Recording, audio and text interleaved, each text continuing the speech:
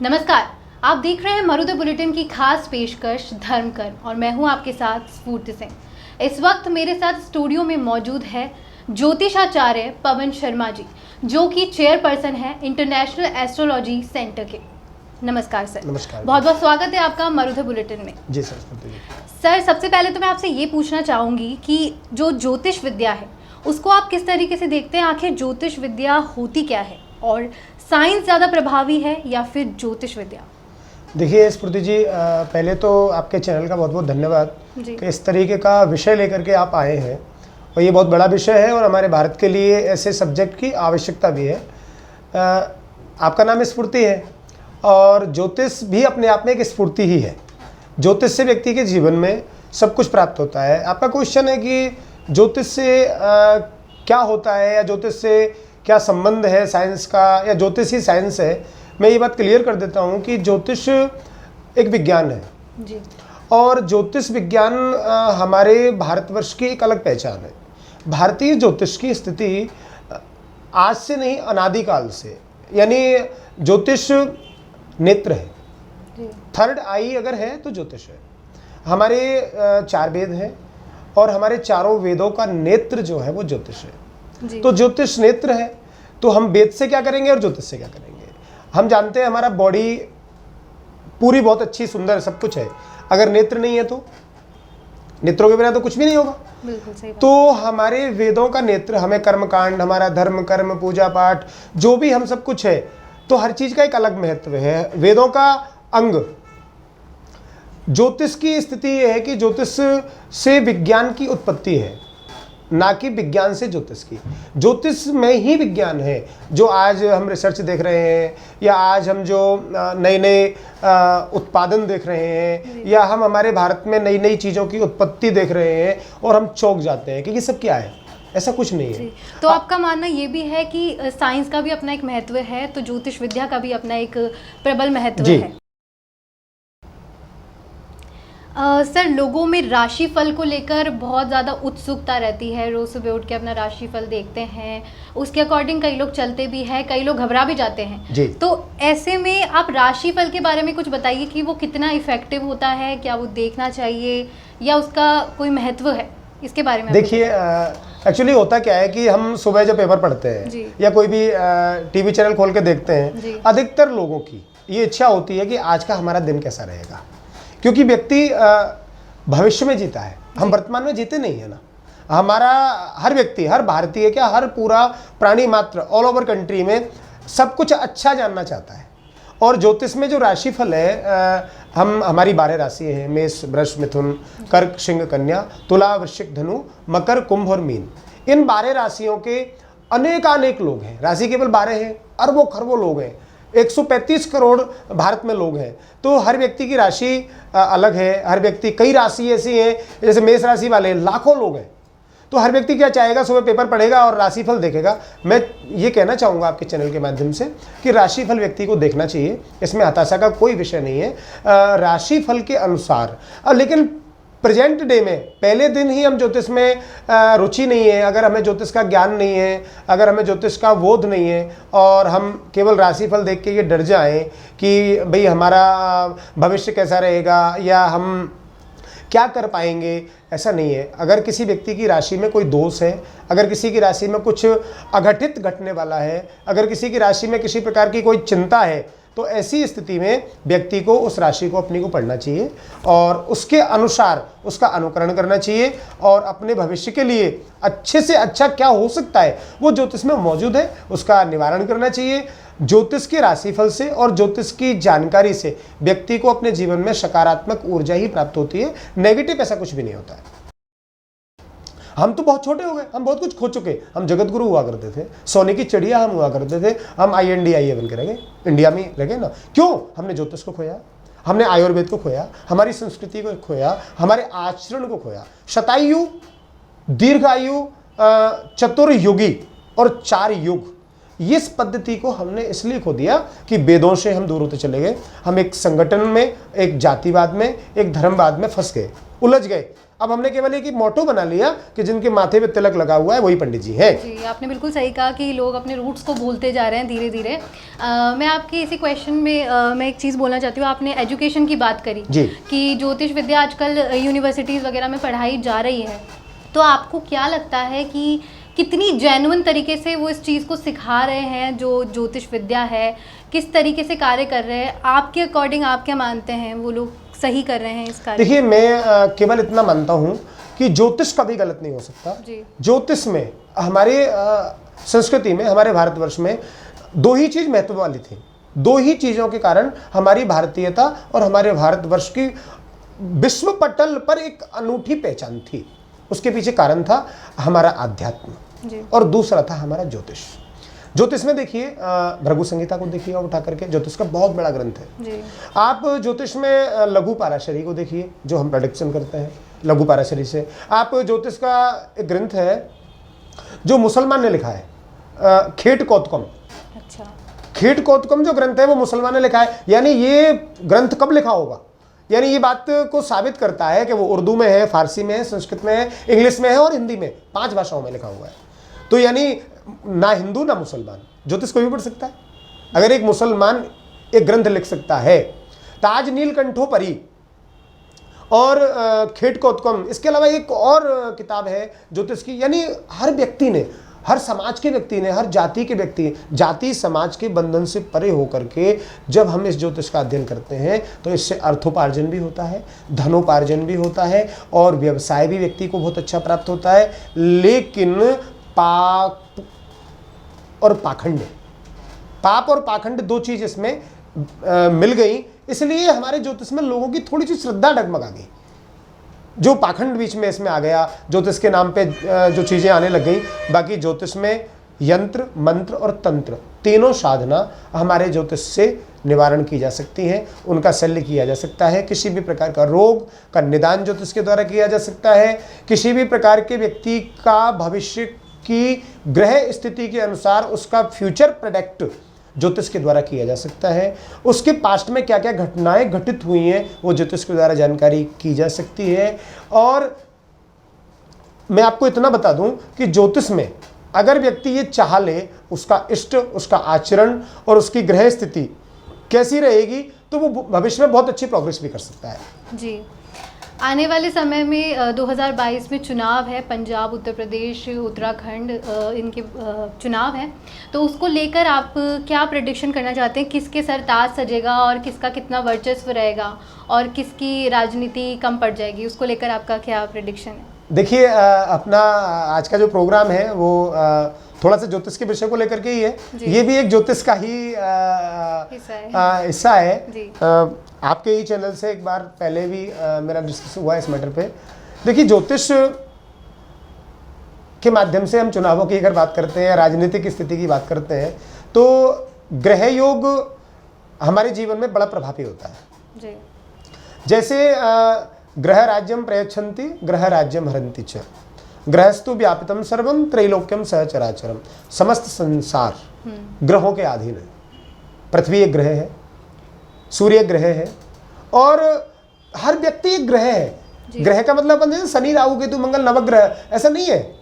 ग्रह हर काल ग्रह, मतलब क्षत्रिय ग्रह, आप राजपूत हैं, मैं ब्राह्मण हूँ, कोई शूद्र है, कोई वैश्य है, ये सब ग्रह है। संचारक ग्रह, क्षत्रिय ग्रह, वैश्य ग्रह, शूद्र ग्रह, चांडालक ग्रह। तो मतलब जो ग्रह है, ग्रह योग के अनुसार, भारतीय ज्योतिष के अनुसार जब हम प्रेडिक्शन करते हैं तो आप जिन जिन राज्यों के इलेक्शन के बारे में डिस्कशन करना चाहते हैं तो आपके चैनल के माध्यम से ही जल्दी ही मैं आपको ये बातें बताऊंगा कि किसकी सरकार बनेगी और किसकी सरकार नहीं बनेगी। क्योंकि पूर्व में भी आपके चैनल के माध्यम से मैंने कई बार इस तरीके का प्रोडक्शन किया है। पूर्व में राजस्थान में कितनी सीटें आएंगी, कौन जीतेगा, कौन मुख्यमंत्री बनेगा, ये सारी चीज़ें मैं ऑलरेडी पहले बता भी चुका हूँ। तो कभी समय मिलने पर आपको इसका एक विस्तृत जानकारी देंगे कि कितनी सीटें किसकी आएंगी और कौन सा उम्मीदवार जीतेगा, कौन सा हारेगा, तो थोड़ा अच्छा लगेगा वो प्रेडिक्शन। ठीक है। एक चीज़ मैं पूछना चाहती हूँ आपसे पंडित जी कि जो बच्चे जुड़वा पैदा होते हैं वो एक ही समय पे पैदा हो रहे हैं, एक ही काल है, एक ही समय है, एक ही दिन है, लेकिन फिर उनकी ग्रह दशा अलग अलग क्यों हो जाती है? देखिए ये एक बहुत अच्छा क्वेश्चन किया है आपने जी। कि दोनों भाई हैं, एक ही माँ है, एक ही माँ के गर्भ से उनका जन्म हुआ है, एक ही लग्न में है हुआ है। चंद्रमा हमारा ज्योतिष कहता है कि जो 2.5 घंटे बाद में ही ग्रह स्थिति, मतलब 2.5 दिन चंद्रमा, सॉरी क्षमा चाहूँगा, 2.5 दिन चंद्रमा रहता है। तो अगर उस समय किसी बच्चे का जन्म हुआ और वो दोनों जुड़ गए हैं और दोनों की कुंडली भी सेम है, अब वहाँ आप कैसे फ्यूचर प्रेडिक्ट करेंगे?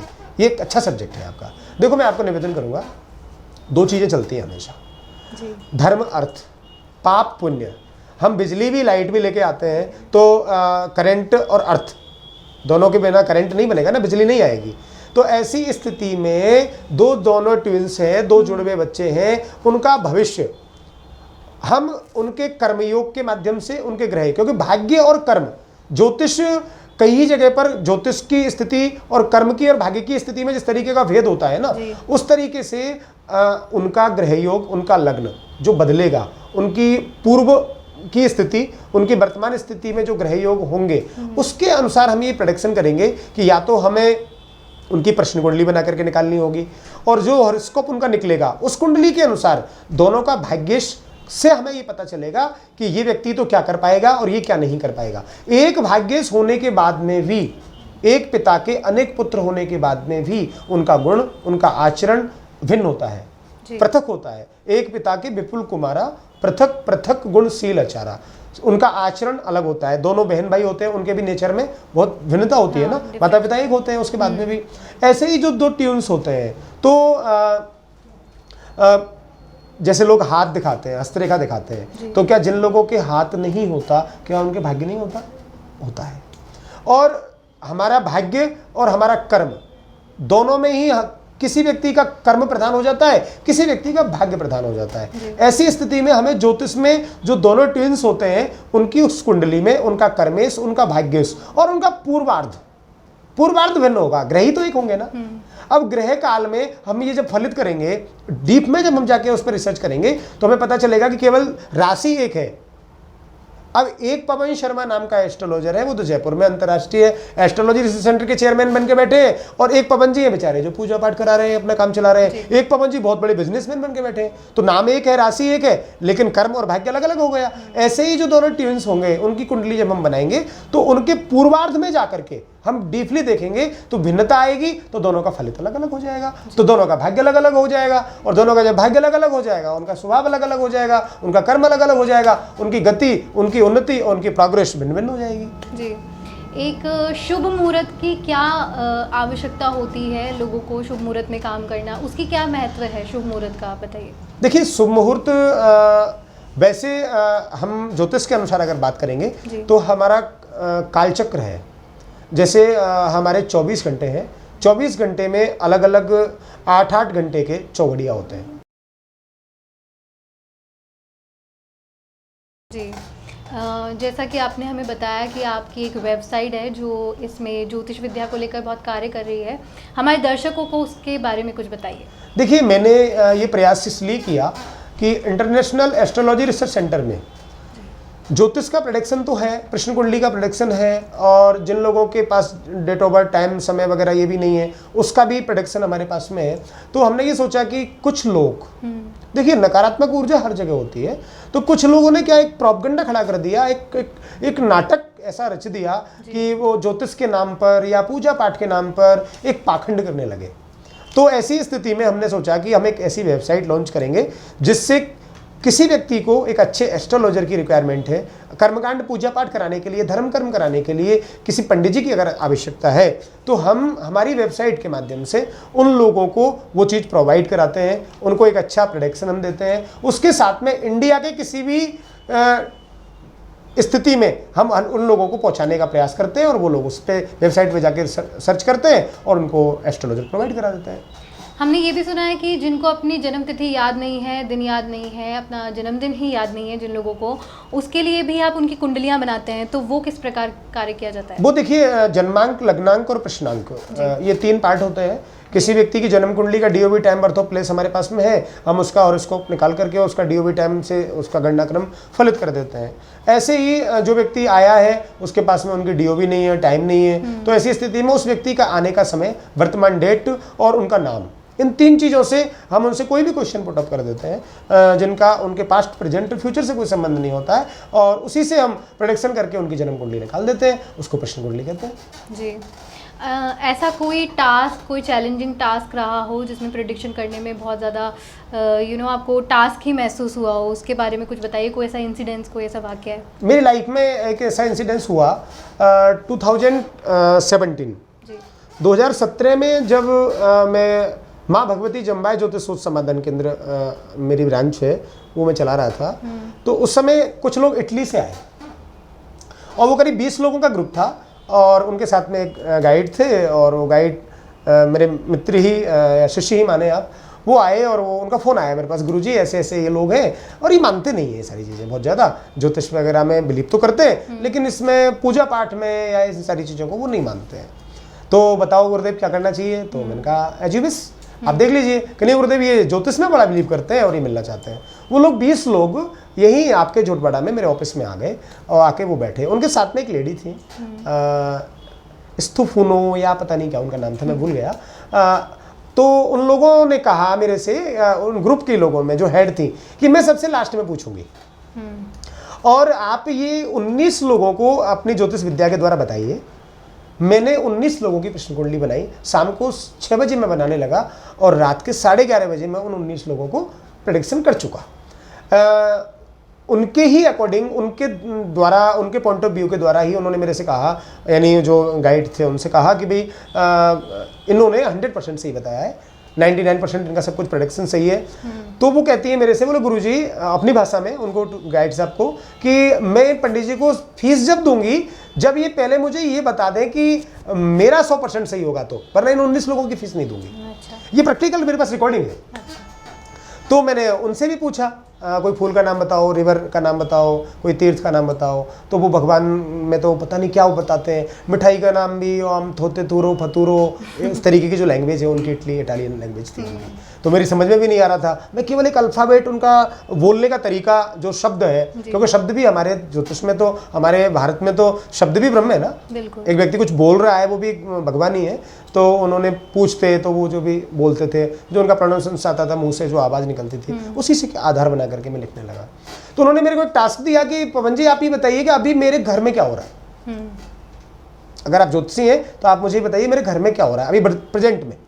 मैंने उनसे पूछा, मेरे को मिठाई का नाम बताओ, कोई तीर्थ का नाम बताओ, 1 से 9 डिजिट में कोई एक अंक बताओ। उन्होंने 7 का अंक बताया।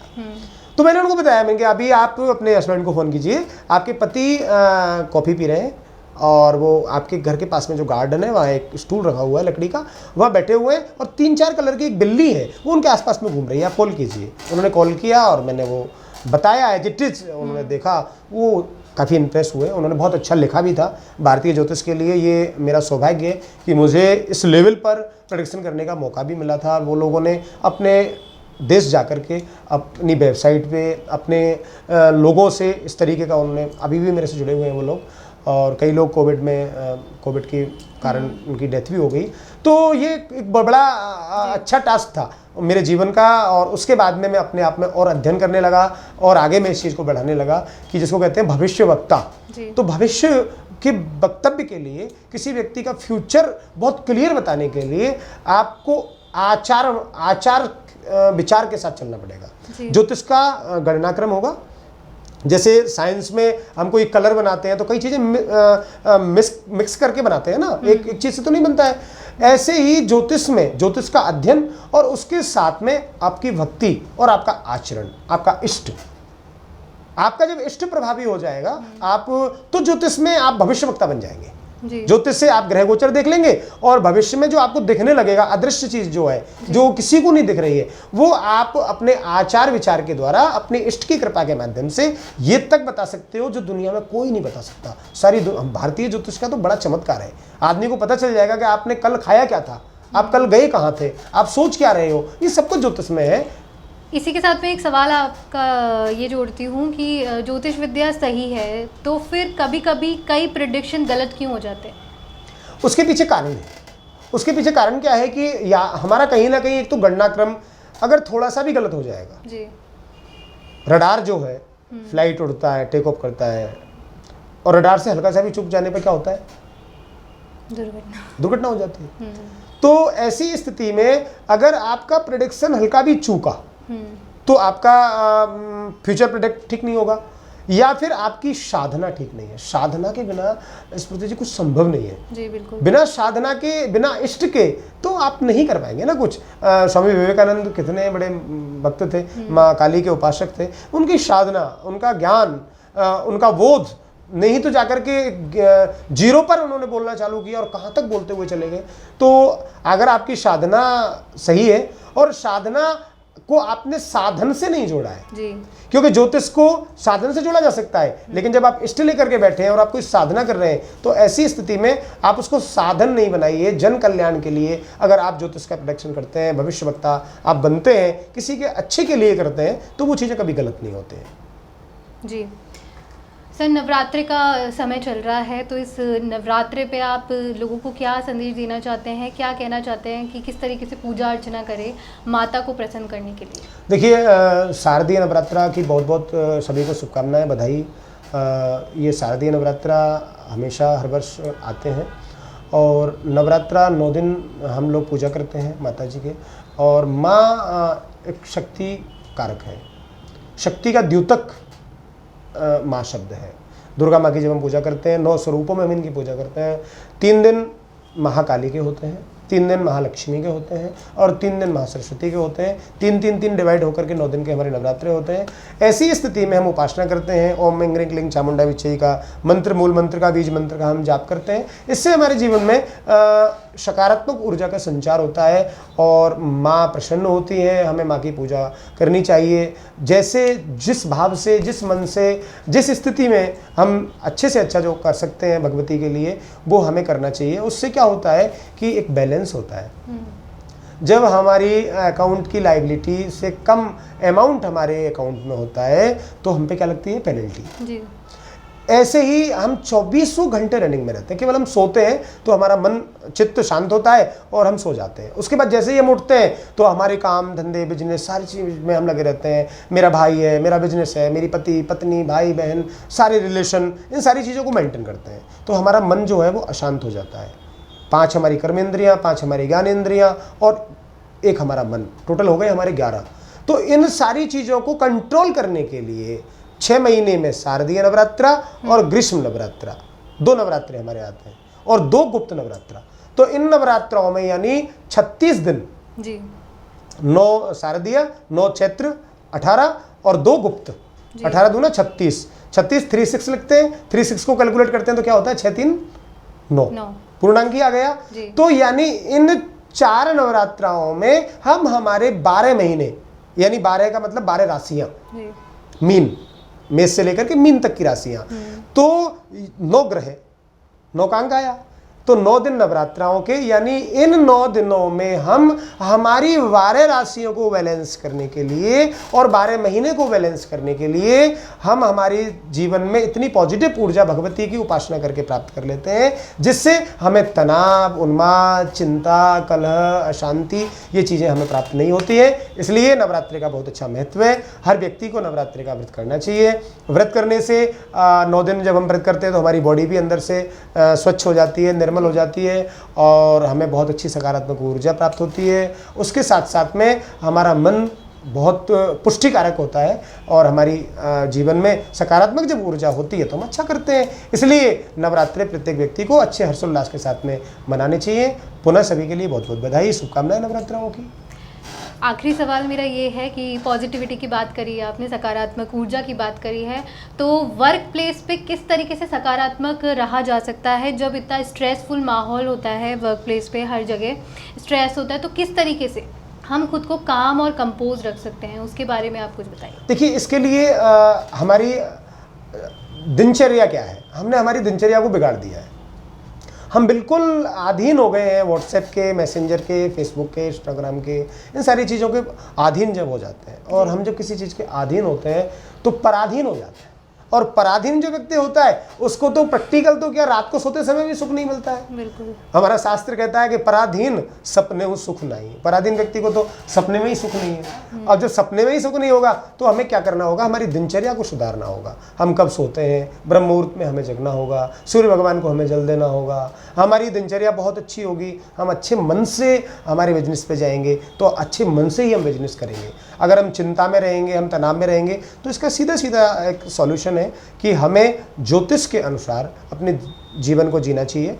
आज मंडे है या ट्यूसडे है, वेडनेसडे है, तो हमें किस तरीके का परिधान पहनना चाहिए, हमें माथे पे तिलक लगाना चाहिए तो किस कलर का लगाना चाहिए, हमें हाथ में कोई राशि का रत्न पहनना है तो किस नक्षत्र में किस ग्रह के अनुसार हमें पहनना चाहिए जो हमें पॉजिटिव स्थिति देगा। तो ये सारी चीज़ों के अधीन होकर के इन चीज़ों से हम जब चलेंगे, ग्रहों के अनुसार, ग्रहों के अनुकूल जब हम चलेंगे तो ग्रह हमें एक बहुत अच्छी पॉजिटिव ऊर्जा देंगे।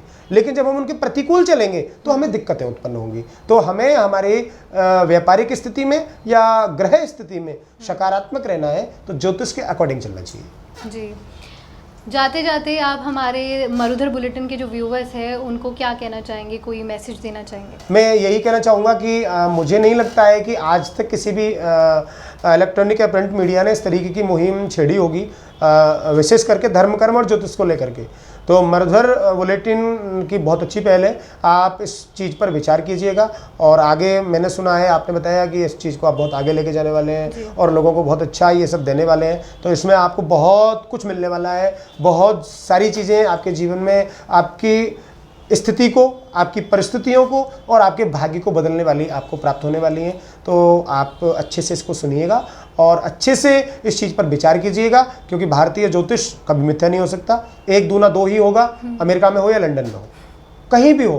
तो ज्योतिष के द्वारा जब आपको कुछ जानना है और इस मुहिम का अगर आपको हिस्सा बनना है तो ये केवल ओनली मरुधर बुलेटिन की ही पहल है जो अभी यहाँ पे आपको देखने को सुनने को ये मिली है, और कहीं ये सब कुछ मिलने वाला नहीं है इतनी जल्दी से आपको।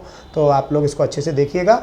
और मैं बहुत धन्यवाद मरुधर बुलेटिन का देना चाहूँगा, आपको भी देना चाहूँगा कि आपने ये बहुत अच्छा सब्जेक्ट चुना है। और इससे एक बच्चे से लेकर के और एक वयोवृद्ध तक, एक बिजनेसमैन से लेकर के एक गवर्नमेंट जॉब वाले व्यक्ति तक, एक मिडिल क्लास से लेकर के हाई प्रोफाइल वाले व्यक्ति तक, सबको, सबके लिए, सबके काम की बात मिलने वाली है। इसलिए आप इसे जुड़े और इसको सुनें। बहुत बहुत धन्यवाद, आपका आना यहाँ हमारे लिए बहुत सौभाग्य की बात है पंडित जी।